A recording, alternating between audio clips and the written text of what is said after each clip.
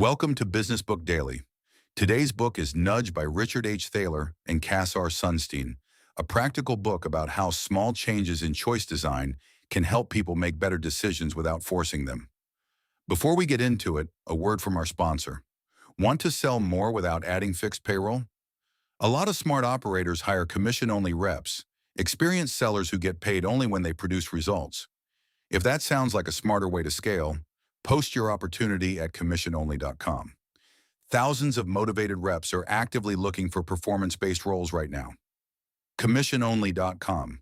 The central idea in Nudge is that the way choices are presented has a powerful effect on what people do. Thaler, a Nobel Prize-winning behavioral economist, and Sunstein, a legal scholar and policy expert, call this choice architecture. A choice architect is anyone who designs the environment where people make decisions.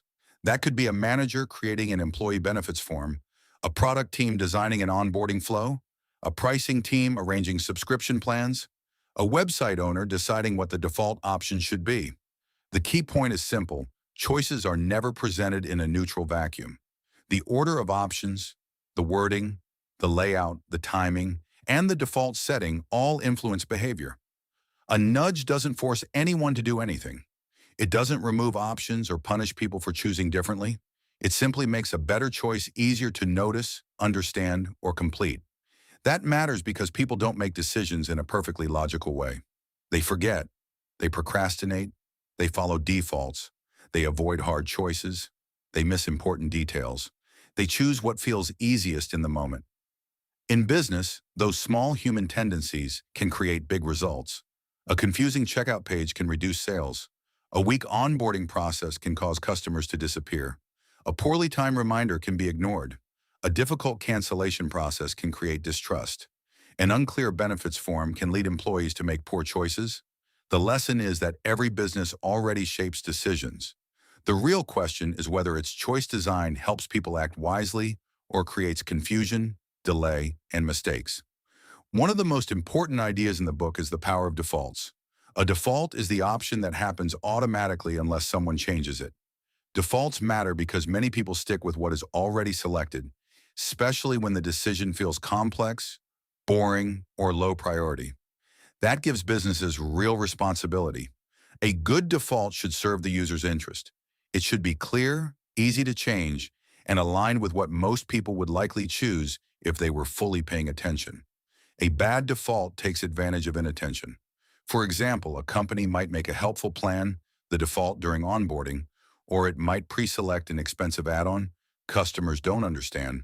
Both are forms of choice architecture. Only one builds trust. Another important idea is feedback. People make better decisions when they can see the result of their actions. A progress bar, confirmation message, warning, dashboard, usage report, or simple next step message can help someone understand what happened and what to do next. Think about the difference between submitting a form and hearing nothing versus seeing a clear confirmation that explains what was received, when the company will respond, and whether the customer needs to take another step. That small bit of feedback reduces anxiety and prevents unnecessary support requests. Nudge also emphasizes designing for human error. People mistype information. They forget deadlines. They misunderstand instructions. They click too quickly. Strong systems expect these mistakes. They use clear labels, review screens, reminders, undo options, and simple recovery paths. A good choice environment doesn't assume people will behave perfectly. It protects them when they behave normally. Then there's sludge. Sludge is friction that makes good decisions harder. It can include unnecessary forms, duplicate questions, confusing steps, hidden requirements, long waits, and pointless effort. Some friction is useful. A review screen before a major purchase can protect the customer from a mistake. But much of the friction inside businesses doesn't protect anyone.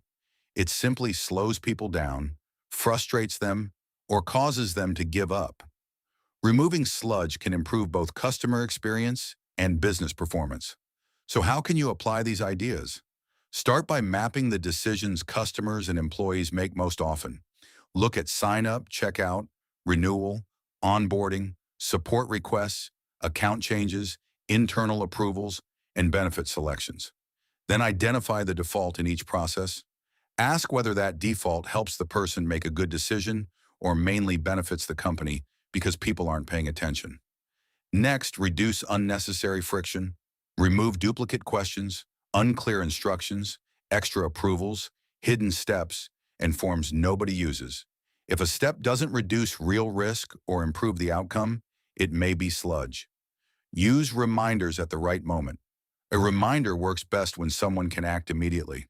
Remind customers before deadlines, renewals, appointments, abandoned purchases, or unfinished onboarding tasks. Make choices easier to compare. Show the real differences between plans, products, or service levels.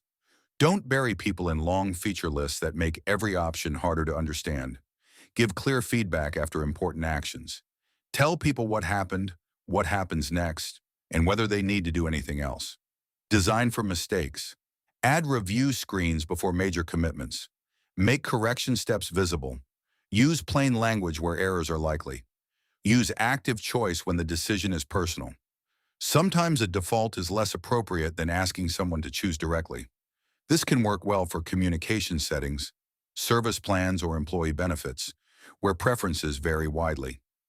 Test the choice environment. Compare different layouts, reminders, default settings, and wording. Measure completion rates, errors, complaints, retention, and customer satisfaction, not just clicks. Make incentives visible. People respond better when they understand the cost, benefit, or trade-off of a decision. Show savings, time required, risk, deadlines, or consequences in simple language. And most importantly, use nudges responsibly. The goal is not to trick people into choices they wouldn't want. Good nudges make beneficial decisions easier while keeping freedom, transparency, and trust intact. Now, here are 3 insights worth sharing. First, every business is a choice architect. The question is whether its forms, defaults, reminders, and policies help people decide well or make decisions harder. Second, defaults aren't neutral. When people stick with pre-selected options, the key issue is whether those defaults serve the user or take advantage of inattention. Third, sludge quietly kills good decisions.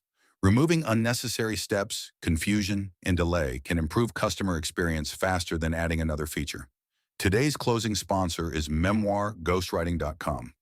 Many of the best business books start as ideas leaders have been refining for years. Memoirghostwriting.com works with founders, executives, and industry experts to turn those ideas into polished business books that build authority, attract leads, and open doors. They handle everything from interviews to writing to editing to publishing. If there's a book in your head that should already be helping your business, learn more at memoirghostwriting.com. That's it for today. See you next time.